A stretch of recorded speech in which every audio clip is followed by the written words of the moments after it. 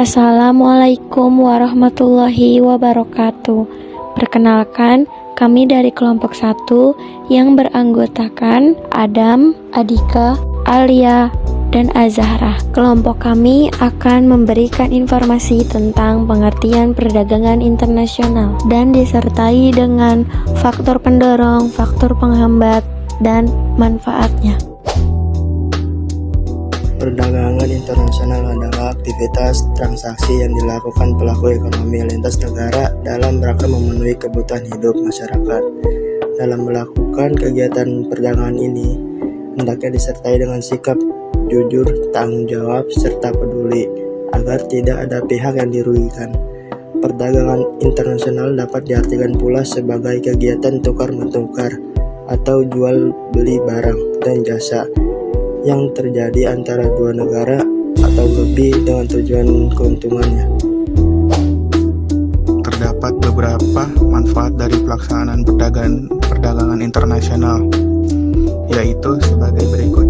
1. Menjaga stabilitas harga, persediaan barang yang terbatas dalam negeri, sementara kebutuhan manusia terus meningkat, dapat mendorong naiknya harga upah, menambah persediaan barang melalui kegiatan impor barang dari negara tetangga, dapat menjadikan persediaan barang tetap terjaga. 2. Menambah devisi negara, kegiatan ekspor dan impor yang menjadi asas aktivitas perdagangan internasional dapat menghasilkan devisi bagi pemerintah.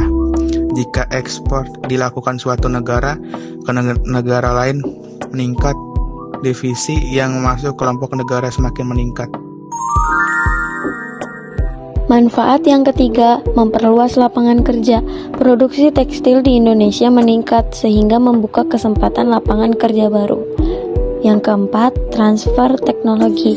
Barang-barang impor yang canggih seperti handphone dan lain-lain akan diiringi dengan bagaimana cara penggunaan dan pemeliharaannya. 5. Memperluas pasar hasil produksi dalam negeri. Perdagangan internasional membuka kesempatan bagi industri dalam negeri untuk memperluas pasar. Yang keenam, peningkatan kualitas produk. Barang atau jasa yang diperdagangkan harus memenuhi standar baku yang telah ditetapkan. Yang ketujuh, meningkatkan daya saing negara di dunia internasional. Perdagangan internasional mendorong suatu negara untuk selalu menciptakan terobosan baru dalam inovasi produk. Tujuannya agar barang-barang yang dihasilkan mampu bersaing dengan produk sejenis dari negara lain. Yang kedelapan, mempererat persahabatan antar negara dan meningkatkan pertumbuhan ekonomi. Pertukaran barang antar negara menjadikan kebutuhan para warga negaranya dapat terpenuhi. Dengan semakin seringnya saling tukar barang dan jasa, maka persahabatan negara-negara yang terlibat dalam proses pertukaran barang semakin meningkat. A. Perbedaan sumber daya alam. Letak geografis yang berbeda antar negara menjadi adanya perbedaan dalam sumber daya alam yang dimiliki. B. Perbedaan sumber daya manusia. Perbedaan sumber daya manusia, kuantitas atau kualitas. Sumber daya manusia suatu negara dengan negara lainnya pasti berbeda. Keuntungan dari adanya spesialisasi. Suatu negara yang sudah mampu membuat barang tertentu masih memungkinkan mendatangkan barang yang sama dari negara lain. D. Selera atau diferensiasi produk. Selera atau diferensiasi produk, perbedaan selera masyarakat dapat mendorong terjadinya hubungan perdagangan internasional. Perbedaan teknologi. Perbedaan teknologi yang dimiliki setiap negara mendorong terjadinya perdagangan internasional. Yang F. Kemampuan negara memproduksi barang atau jasa.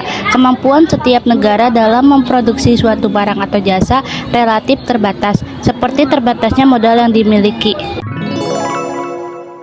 G. G. Perbedaan biaya produksi. Perbedaan biaya produksi dapat terjadi karena murahnya biaya tenaga kerja, seperti di Tiongkok dan India.